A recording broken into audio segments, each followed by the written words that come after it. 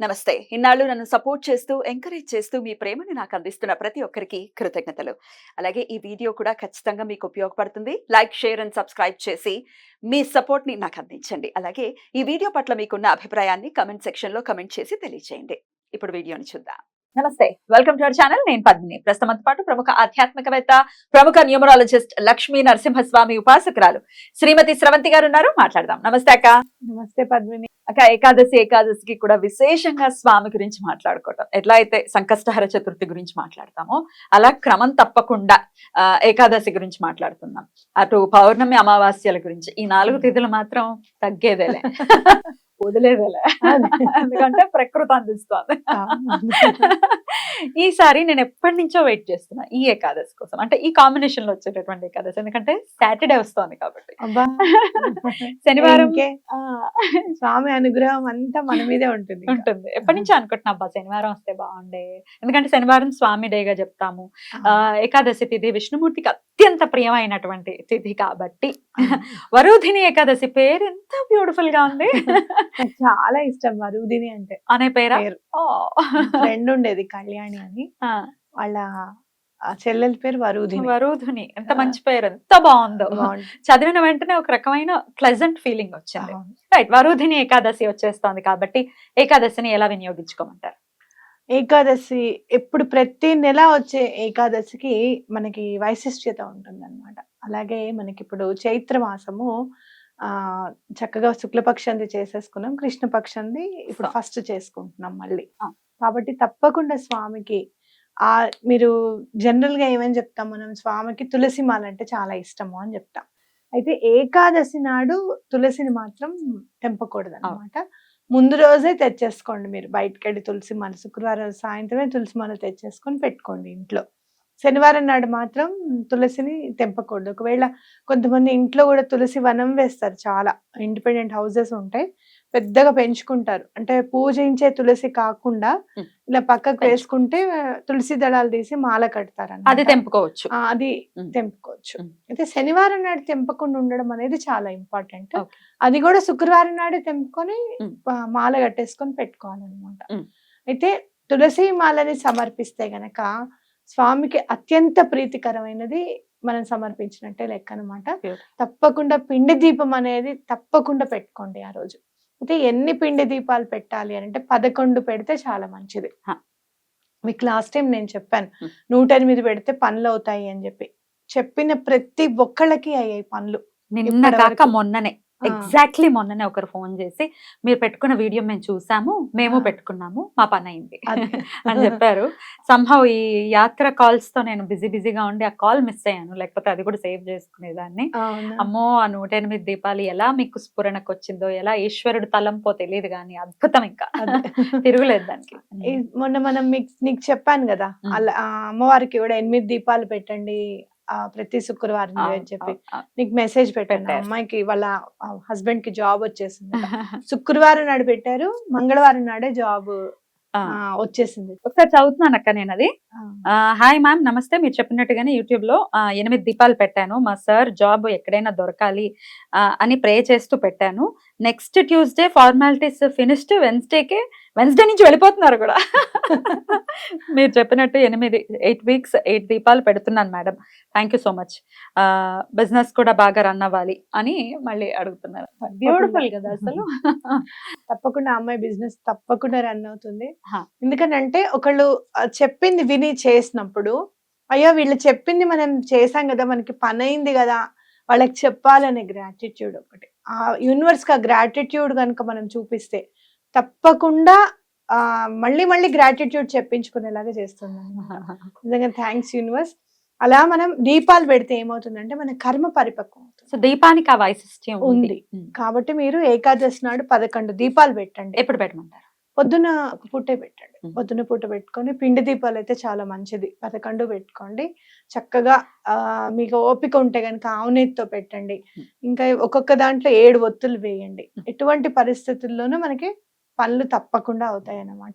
ఏదైనా సంకల్పం చెప్పుకుని చేయాలి, ఏదైనా కోరిక చెప్పుకుని చేయాలంటే కూడా తప్పకుండా ఆ రోజు చేయండి. ఎట్లాంటి కోరికలు మరి ఆ రోజు ప్రత్యేకించి స్వామికి విన్నవించుకోవచ్చు? మాక్సిమం ఈ రోజుల్లో పిల్లవాడికి జాబ్ రావాలి, అదేంటి హస్బెండ్ బ్యాడ్ హ్యాబిట్స్ మానేయాలి, ఆ భార్యాభర్తల అన్యోన్యత, Yeah. ఆర్థిక ఇబ్బందులు, అప్పులవ్వడం, ఇల్లు కట్టుకోకుండా, డబ్బున్నా సరే అమ్మో. సొంత ఇల్లు కట్టుకోలేకపోవడం, సరైన జాగా దొరకకపోవడం, సరైన ఇల్లు దొరకకపోవడం, మధ్యలో ఇల్లు ఆగిపోవడం, ఇలాంటివన్నీ కూడా ఏదైనా కూడా తప్పకుండా తీర్చేస్తుంది అనమాట. ఎందుకు అనంటే ఇంకోటి, వరుదిని ఏకాదశికి ఉన్న వైశిష్ట్యత ఏంటంటే ఆరోగ్య సమస్యలు, అలాగే ఏదైనా పని ఆగిపోయింది ఇంకా అవ్వదు అనుకున్న పని కూడా ఖచ్చితంగా అవుతుంది అనమాట. చిన్నగా కథ చెప్తాను పద్మిని, ఒక 4-5 లైన్లలో. చెప్పండి. మాంధాత అని రాజు ఉంటాడనమాట. ఆ రాజు మహా తపో సంపన్నుడు. ప్రతి నిత్యం తపస్సు చేసుకుంటూ ఉండేవాడు. ఆ రోజుల్లో తపస్సు చేసుకోవాలి అంటే అడవికి వెళ్ళే చేసుకునేవారు, ఎందుకంటే డిస్టర్బెన్సెస్ ఉండవు కదా. ఆ. అక్కడికి వెళ్ళి చేసుకుంటూ ఉంటే ఎంత తపస్సులో లీనమైపోతాడంటే, ఒక భల్లూకం వచ్చి, అంటే ఎలుగుబంటి వచ్చి కాలుని నాకుతూ ఉంటుంది అనమాట. భల్లూకం ఎప్పుడు కూడా మనం కదలకుండా ఉంటే మనం ఏం చెయ్యదు. అవునా? ఆ ఓకే. దానికి సరెండర్ కదలకుండా ఉండాలి, దానికి సరెండర్ అయిపోయినట్టు. అంటే కదలకుండా ఉండద్దు, అది డెడ్ బాడీని లాక్కుని వెళ్ళదన్నమాట. భల్లూకం ఎప్పుడైనా అది ఎదురు పడితే అది అలానే ఉండాలి, కళ్ళు మూసేసుకొని ఉండాలి. అది ఒక 5 నిమిషాలు వాసన చూసి వెళ్ళిపోతుంది అనమాట, కదలద్దు అస్సలు. అయితే ఆయన కదలనంత సేపు కాలు నాకుతూ ఉంటుంది. కొంచెం స్ఫురణకు వస్తుంది, ఇంకొంచెం ఎంత తపస్సులో ఉన్నా ఆ డిస్టర్బెన్స్ అనేది తెలుస్తుంది కదా. అప్పుడు కళ్ళు తెరిచి చూస్తాడు, చూస్తే నాకుతోంది కదా అని ఊరుకుంటాడు. ఏమని, శస్త్రం తీసి వేయాలంటేనేమో తపస్సు చేసుకుంటున్నప్పుడు దాన్ని ఏమి కీడు చేయకూడదు కదా ఆయన. అలా అని ఆలోచిస్తుంటది. ఏం చేస్తుంది, వెంటనే ఆయనని కాలు పట్టుకుని తీసుకొని వెళ్ళిపోతుంది అడవి లోపలికి. ఇంకా బ్రతికున్న దాన్ని తింటుంది అది, తీసుకుని వెళ్ళిపోతుంది. వెళ్ళిపోయి కాలు సగం తినేస్తుంది అనమాట. ఈయన విష్ణుమూర్తిని ప్రార్థిస్తాడు. విష్ణుమూర్తి అప్పుడు ప్రసన్నమయ్యి, ఆయన అసలు పిలిస్తే పలుకుతాడు పాప నిజంగా.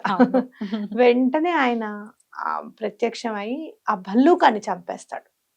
చంపేసి, నువ్వు బాధపడకని చెప్పంటే, నా కాలు సగం తినేసింది, నేను దేనికి పనికొస్తాను స్వామి అని చెప్పి బాధపడతాడు. చాలా బాధగా ఉంటుంది అది, రక్తం ఓడుతూ.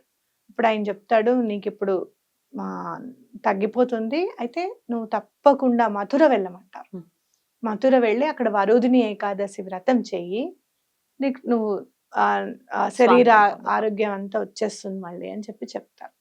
అప్పుడు ఆయన అక్కడికి వెళ్ళి ఈ వరుదిని ఏకాదశి పూజ చేసుకుంటారు అనమాట. అంటే ఏంటి, పోయింది ఏదైనా కూడా దక్కుతుంది అనేది మనకి అర్థమవుతుంది ఈ వరుదిని ఏకాదశి.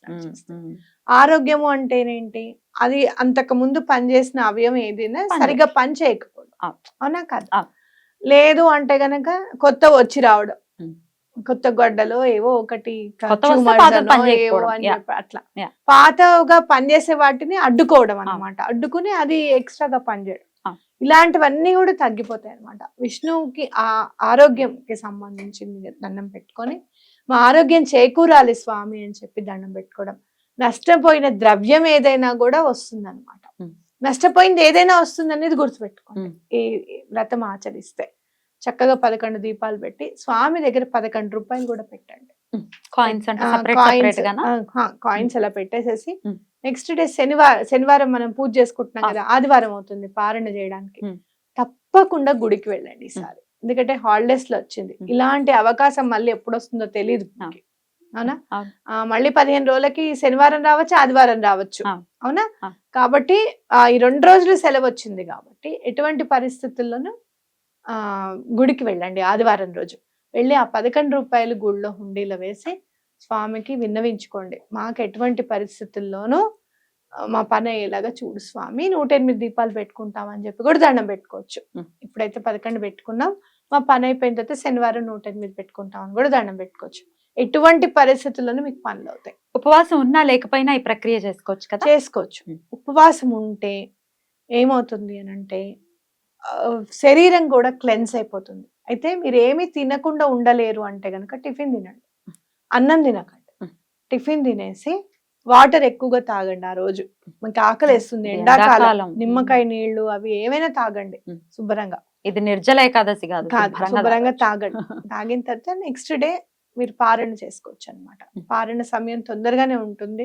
సుమారు 9ంటికి ఉంది. 9ంటికే 8:50. ఉంది కాబట్టి శుభ్రంగా మంచినీళ్ళు ముందే గుడికి వెళ్ళిపోండి. 8ంటికి వెళ్ళిపోయి స్వామికి సమర్పించాల్సిన సమర్పించేసి అక్కడ స్వామి గుడిలోనే శుభ్రంగా మంచినీళ్ళు తాగి వచ్చేసేయండి. స్వామి నామం ఏదైనా స్విచ్ వర్డ్ రూపంలో అయినా పర్వాలేదు, అంటే వేదిక్ స్విచ్ వర్డ్స్ కూడా చెప్తున్నారు, అవును. ఒక్కటి ఏదైనా.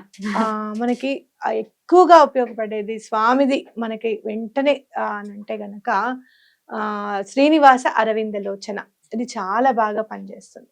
అయితే బాగా ఇంకా మనకి దగ్గరగా ఉండాలి స్వామి దగ్గరికి అని అంటే శ్రీకృష్ణ అని కూడా అనుకోవచ్చు అనమాట. శ్రీకృష్ణ. కృష్ణ అంటే ఏంటంటే ఎలాంటి సమస్య నుంచి అయినా కూడా మనని బయటకు తీసేస్తుంది ఆ స్విచ్ వర్డ్. మీకు నిజంగా చెప్పాలి అని అంటే మనం మహాభారతంలో చూస్తే అర్జునుడికి ఆయన బోధిస్తున్నప్పుడు భగవద్గీత ఆయన చెప్తున్నప్పుడు ఒక కౌన్సిలర్ ఆయన, అవునా, చాలా డీలా పడిపోతాడు ఆయన అర్జునుడు. అది కాదు, నువ్వు లేచి యుద్ధం చెయ్యి, అసలు ఎందుకు చెయ్యాలి, ఏది ధర్మం ఏది అధర్మం అని చెప్తూ వచ్చారు అని అంటే ఆయన మంచి కౌన్సిలర్ అన్నమాట. సో అలాంటి కౌన్సిలర్ ని మనం ఎప్పుడు కూడా గుర్తు చేసుకోవాలి. అందులో ఏకాదశి నాడు గుర్తు చేసుకుంటే చాలా మంచిది. ఆయనకి ఇష్టం. కృష్ణుడు is everything, power is eternal. Karthikeya సినిమాలో ఎంత బ్యూటిఫుల్ గా చెప్పాడు, అది 100%, 100 కాదు ఇన్ఫినిటీ% ట్రూ. కాబట్టి మీరు ఏమన్నా కానీ హరే రామ రామ రామ హరే హరే, హరే కృష్ణ కృష్ణ కృష్ణ హరే హరే, ఇది మనము ఎప్పుడు ఆ రోజు జపిస్తున్నంతసేపు అటు రాముల వారిని అనుకుంటున్నాం కాబట్టి అటు ఆన కదా, కాబట్టి ఎట్లయినా కానీ ఆ పనులు అయిపోతాయి అనమాట తలుచుకుంటే. అలా అయిపోవాలి. ఏకాదశి వ్రతాన్ని ప్రతి ఒక్కరూ కూడా వినియోగించుకోవాలని మనస్ఫూర్తిగా కోరుకుంటూ చాలా బ్యూటిఫుల్ గా ఎక్స్ప్లెయిన్ చేశారు. డెఫినెట్ గా ఎప్పుడెప్పుడు చేసుకోవాలన్న తలంపుని వచ్చేలాగా చెప్పారు అంత బ్యూటిఫుల్ గా. థ్యాంక్ యూ అక్క. నమస్తే.